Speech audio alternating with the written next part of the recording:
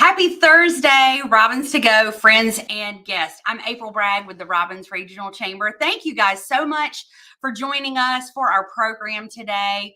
I'm very excited that we are hosting Lisa Rackley, Area Director of the University of Georgia Small Business Development Center here in Macon. So many of you know, we at the Chamber are here to support our business community in any way that we can. So in March of 2020, the way that we did that began to look a lot different with the creation of Robins to Go. And for those of you who haven't been with us since the beginning, I'd love to give you just a quick history lesson, if you will, on our purpose and our why for Robins to Go and how that has evolved over the past year and a few months. So we started Robins to Go in March of 2020, really as an opportunity to connect our business community with our area residents who were looking for ways to support small business, looking for updated hours of operation for businesses, where they could get to go, curbside, and even toilet paper. Within our first 48 hours, we had over 4,000 members in our group. Within the first first 3 weeks, we had over 10,000. And today we sit just shy of 21,000 local enthusiasts and community members and businesses who love the Robins region, who want to see it and our businesses flourish and are here to support our community in whatever way we can. So with that growth, we've seen a lot of new things. So we've seen a lot of brick and mortar businesses, be established and grow in our community. We've seen a lot of people turning their hobbies into careers or shifting career fields in light of the changing atmosphere and environment that was presented with COVID. And so with that, we know that many of you probably haven't been properly introduced both to the Chamber, but also to some of the amazing resources we have right here in our community. So one of the most frequently asked questions that I get from people who aren't already part of our organization of the Robins Regional Chamber is about resources for starting a business, or how do I, make my business legitimate? What licenses are required? We're here today to answer all of those questions for you. So please take a few minutes, let us know that you're here by popping in the comments below and letting us know what business you're with or that you're just watching. We'd love to engage with you in that way. And I'm going to welcome Lisa now to come on and introduce herself and share just a little bit about Lisa. Welcome. So if you could just share a little bit about yourself, your professional background, and then what all you guys do at the SBDC. Okay, well, first of all, thank you so much for having me, April. I have been following Robins to Go since day one, and it's an awesome place to go and find out information about what's going on in our Robins region. So I thank you to April and the Chamber for hosting Robins to Go because it is an awesome resource. My name is Lisa Rackley. I'm the Area Director of the University of Georgia Small Business Development Center office located in Macon, Georgia. My office in Macon covers 19 counties in Middle Georgia, but Bibb and Houston are our largest counties. I have worked as a business consultant with the Small Business Development Center since January of 2007. I grew up in Warner Robins. It's my home. I currently live in Perry, but Warner Robins and the area is very near and dear to my heart. The Small Business Development Center, our mission is to educate small business owners. So we work with small business owners or prospective entrepreneurs throughout the Middle Georgia area. Because of our funding, which comes from the U.S. Small Business Administration and the state of Georgia through the university, we work with small businesses that meet the SBA size standards at no direct cost. So we can work with you at no direct cost to you as a small business owner or someone who's interested in starting a business. So like I said, I'm excited to be here today, and April asked me to join everyone to talk about some of the things that you didn't know that you probably need to know as you set out on this journey. And this is a journey for someone who wants to make what they're selling legitimate or talk about, how to grow their business. So, April, Yes. So, Are we Lisa, ready? obviously, we've got a lot to unpack. So, I'm pretty much going to let you just run with it and then interject every now and then. But let's kind of start with the basics, Okay. which is where do I start? And those first steps that people need to know when they're looking at turning their hobby or something they've kind of done, on the side into a legitimate business. All right. Okay. So I'm going to start. One of the first questions we always get is, when does my hobby become a business? Your hobby becomes a business when you set out to make a profit at what you're selling. So the IRS has guidelines on this, and a lot of these resources that I'm going to talk about as we go through today are available. If you just go search, when does my hobby become a business? Go to irs.gov. They have the information, and there are 9 things that you need to think about and consider when you're deciding if this is a hobby or this is a business. I will also say that consulting a licensed tax professional, an accountant, a CPA is a great resource as well, because they can give you the proper tax guidance, and you're going to need that as you go through this process of starting a business. Another question that we get quite often is, well, if I'm going to operate a home-based business, what do I need? Well, and before I go there, let's talk about what you're going to sell, because you need to decide, what are you going to sell? Is it a product? Is it maybe jewelry or clothing? Is it a service, which is something that you deliver to someone? So knowing what you're going to sell is a great thing, and it's really where you need to start. So you've decided, I know what I'm going to sell. I've got my product in mind, or I'm already selling something. Let's move to the next step. If you're going to operate a business out of your home, one of the first things to think about is, do you rent your home? If you rent your home or you rent an apartment, you may have to check with your landlord to get permission to operate a home-based business. Good point. And that is something that you need to do. Your landlord may have to give you that written permission.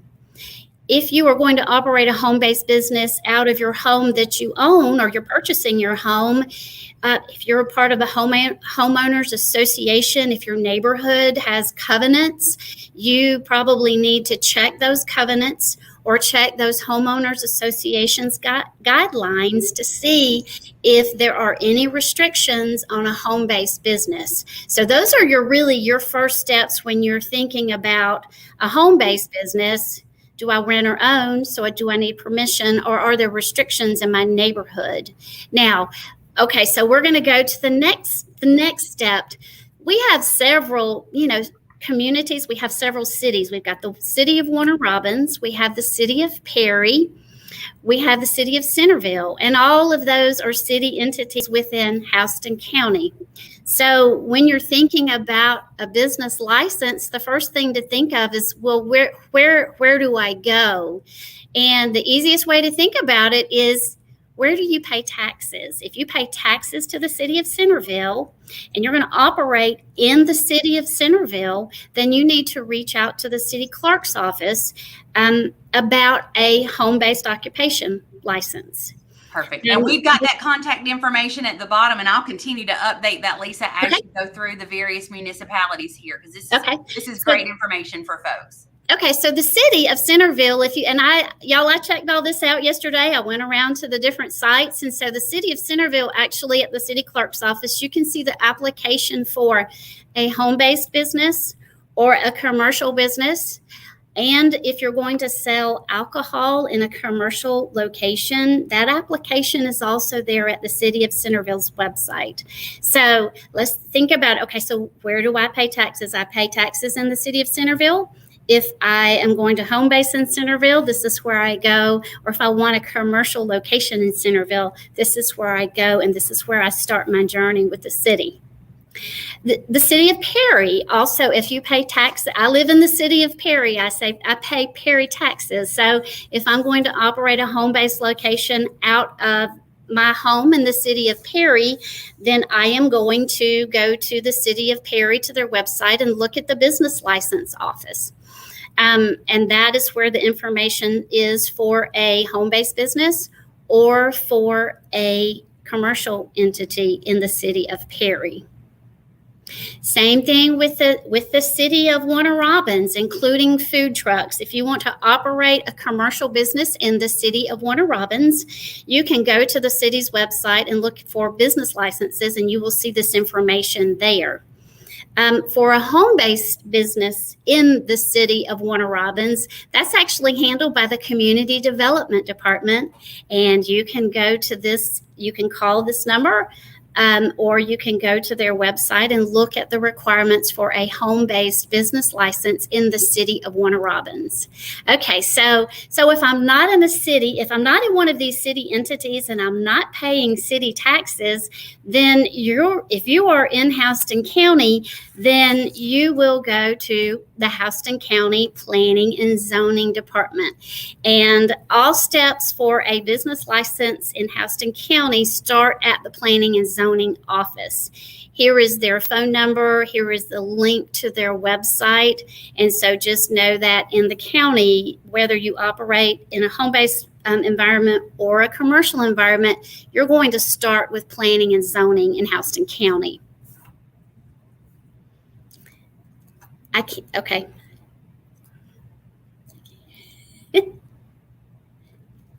Thank you. Okay. All right. Thank you. Great information. I know I'm trying to manage comments. We got lots of good comments, as well as those others. So I didn't unmute myself, but Lisa, lots of great information. And we'll make sure to drop all of these in the comments. Okay. And we've got a document created as well that we will post after this broadcast. But I wanted to park for just a second and ask you, because we often get asked, why does it matter that I have a license? And there are lots of different types of licenses. So I'm going to let you talk for just a second about those 2 points.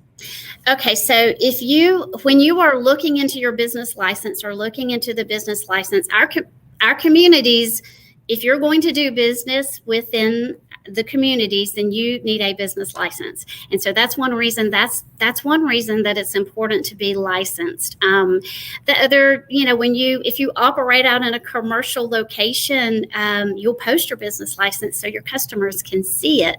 But it's very important to me when you operate a business legitimately, you want to follow the rules and the regulations in the city or the community where you're operating your business. So that's another reason that it's very important, because our cities in our county require these licenses, and it's important to follow those, to follow their rules as you operate your business. Yeah. So even if I'm a home-based baker or I take care of a few kids in the neighborhood, licensing requirements are still there, correct?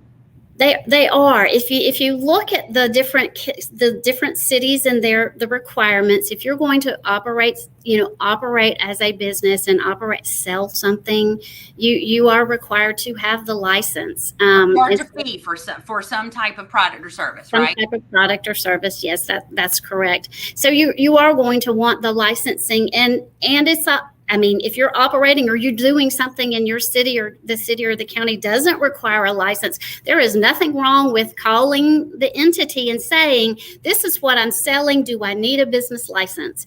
And to me, it's always better to ask. And then so you will know there may be something out there that it's not required. I'm not sure. So to me, it's always worth a phone call to say, hey, I'm selling this. Do I need a license? And that will let you know. I talked to several of the licensing agencies yesterday as I was doing a little bit of research. So they're all very friendly. They're all willing to help, which is awesome in our community. We have so many people who are willing to help and who want to answer your questions and help you as you go through this journey. Starting a business is a journey. It really is. And relying on your resources is very important. Yep. And we're going to talk about some of those resources, including some free resources that the Small Business Development Center is currently offering, both in digital format as well as some training. But Lisa, a business license isn't really the only thing that's needed. And I do want to make sure that we emphasize the fact that just because you're going, number one, it's the right thing to do. Our brick and mortar and established businesses here are paying taxes. They are, following all the rules and regulations. And so we want to make sure as we grow businesses and as we add emerging businesses into our economy here, that they're playing by the same rules, right? So that we're all on that same playing field, and we're all contributing to the future of our community through the tax base, right? But there might be more licenses or permits than just the business license alone. So let's dig into some of those. Okay, we will. The first one that I'm going to talk about is food. And there are several requirements and several different licensing requirements for the different kinds of food that people are selling. For Houston County, we are in the North Central District for food services. So that's the Houston County Health Department, and you'll see their information in the link. And so if you're operating a restaurant, a food truck, if you're a caterer, a bar, temporary food services, you are required to be licensed with the Department of Public Health. And here is the Houston County Health Department Environmental Services. So stepping back just a minute, if I want to operate my restaurant in the city of Centerville, I need a Centerville business license, but then I also need my licensing from the Department of Public Health. So that's a case where I've got to have those two licenses, my business license and then my food license. There are some other regulations around food service as far as the health department. And if you go to their website, you will see they actually have listed, if you want to open a restaurant, here are the steps and those are and their requirements. The people at the health department, as far as the environmental services group, they're very friendly. They will help you. They will help you answer your questions. So in this case, for a restaurant, I do need to have my business license from whatever city, municipality, or county where I'm going to operate, but I also need this food service license.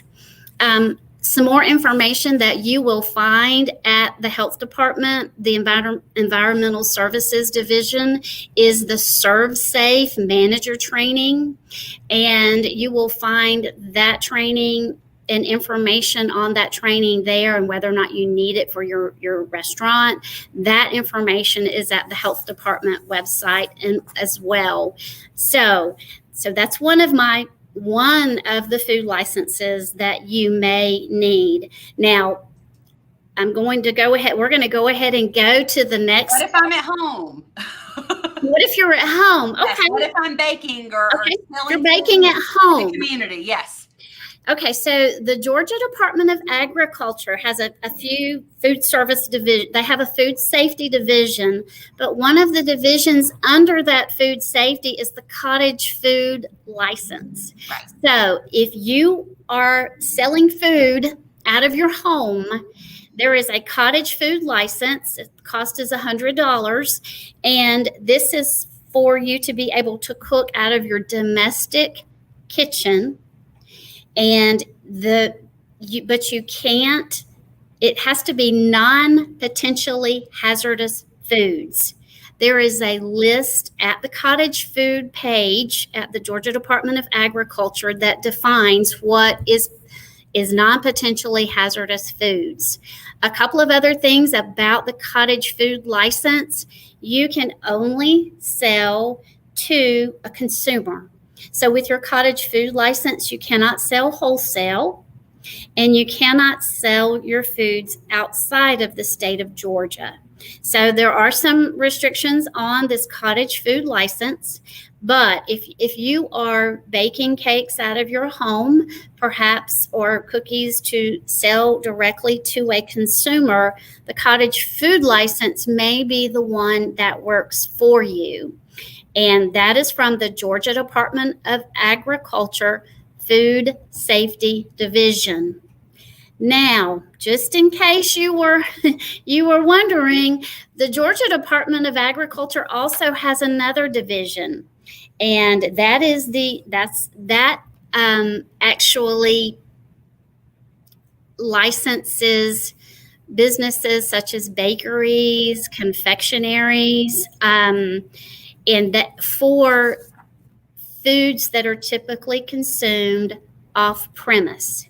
Gotcha. Okay. So a grocery. Because I'm not going to eat a birthday cake all in one sitting, or while I'm sitting there. Or if I go, if I go to the bakery to buy my cookies, I'm not going to stay in the bakery. Yeah. So this license, and this is the Department of Agriculture as well, and they actually license wholesale and retail grocery stores, seafood stores, retail places of business, plants where food is being processed, and then they also license the bakeries and the confectionaries and the fruits and nuts and vegetable sales. And when we think about this license, we think about this is a place where I typically consume off premise. So this license, again, is in addition to the business license that you obtained when you went to the city or the county.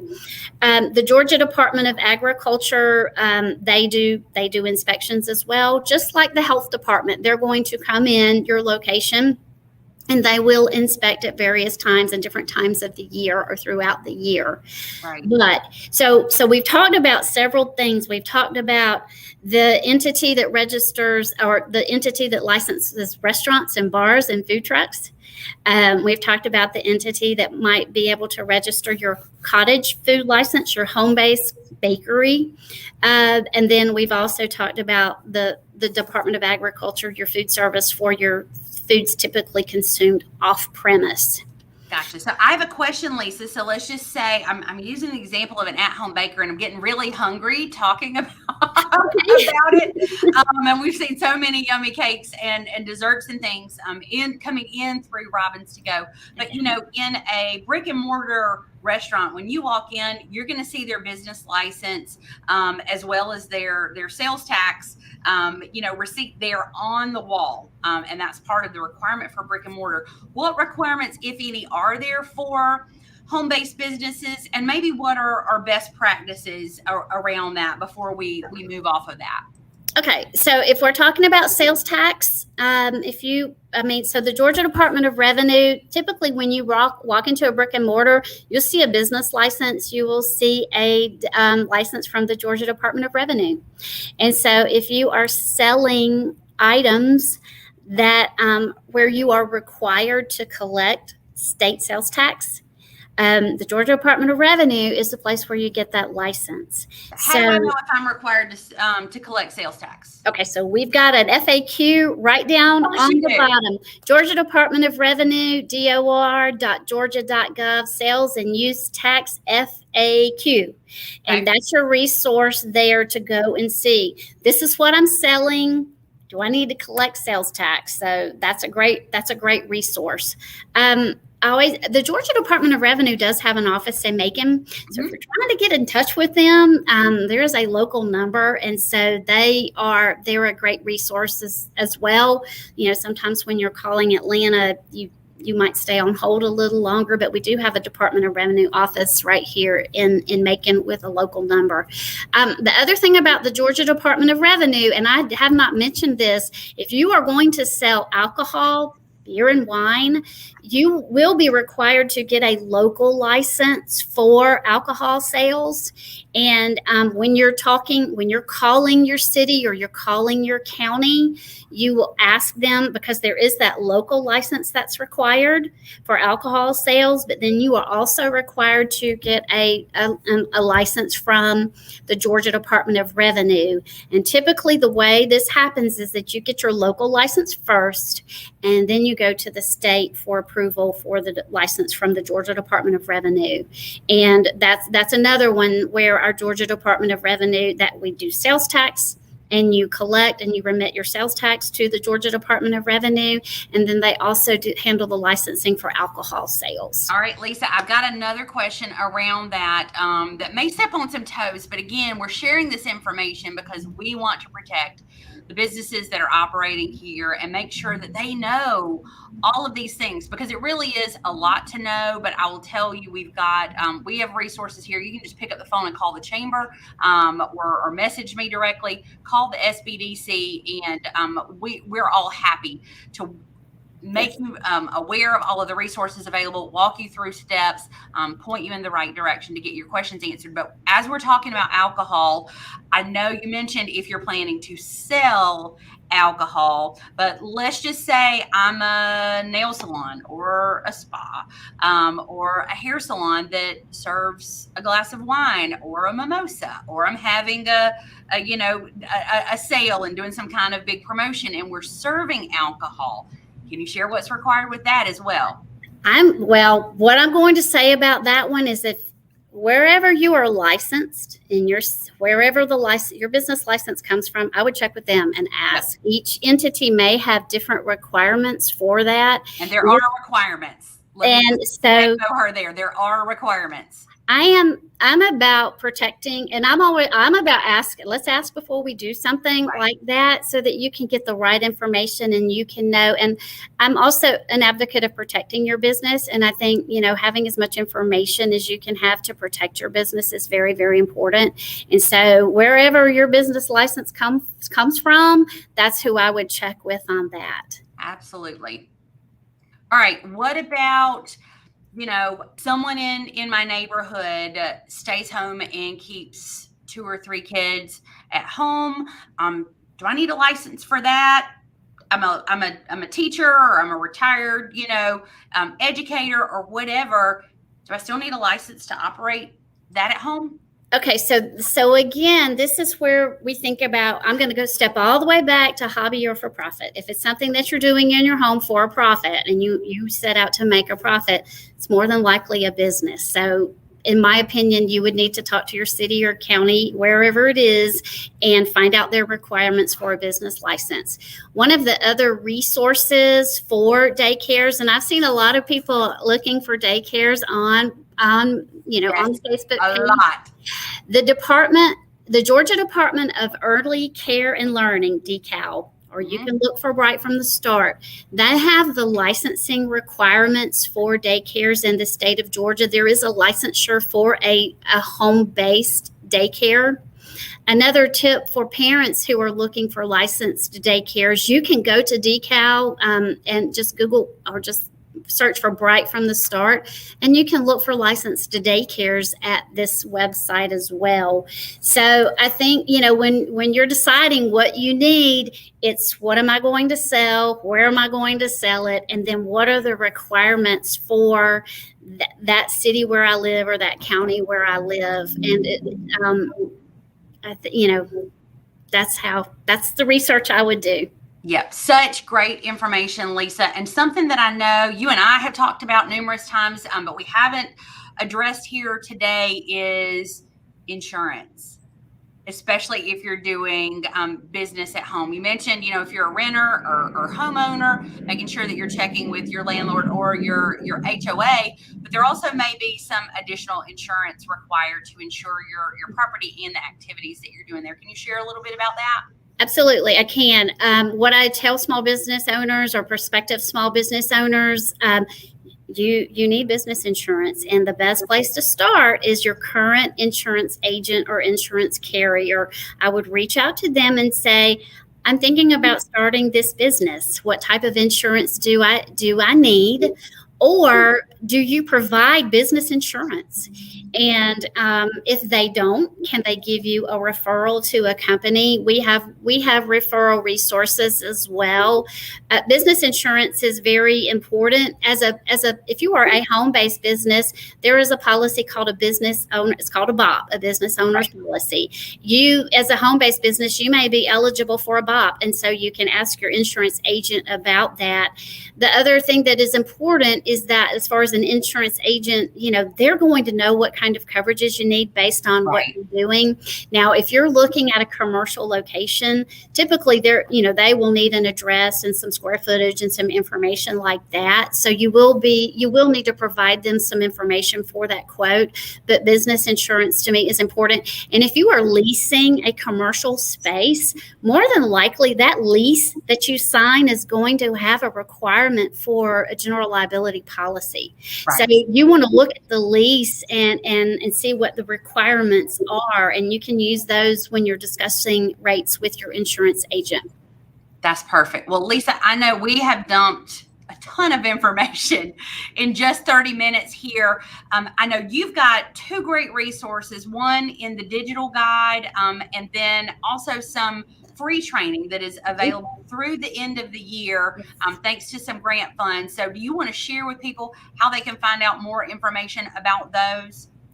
I do, and before we go, I want to share one other other insurance consideration. Okay, sure. Workers' comp. The State Yes. Board of Georgia requires workers' compensation coverage when you have 3 regularly scheduled employees, and the State Board of Workers' Comp has a great FAQ on that, and that's not in our resource guide. I'm sorry, April, I'll send it to you. Yep.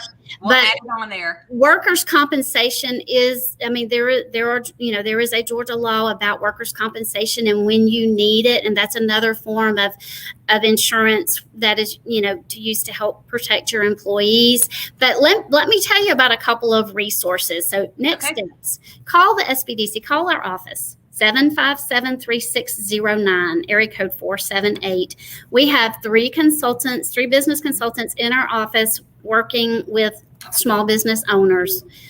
We actually have 4. We have someone who is with us through September 30th of this year, working with new businesses as well. Call the chamber. The chamber has access to our phone number and everything, and they can get you in touch with us as well. Go to our website, georgiasbdc.org. Look at our training tab. Through a very generous partnership with Regions Bank, all of our starting a business classes are at no cost through the end of this year. Regions Bank, we thank them for that partnership with us. Actually, the business plan classes also through this partnership with Regions Bank. So I would encourage you, even if you don't work with one of our consultants, because we're pretty awesome. Y'all are amazing. My people. But take a class. You will get a wealth of information, and we have classes. They're pretty much every single month between now and the end of the year through this Regions Bank partnership. We are here and we're ready to help. And we are an educational resource to small business owners through the university. So our services are at no cost to you. And we're here, and our offices are open again. And so we're excited. Hopefully maybe we'll see you about town as well.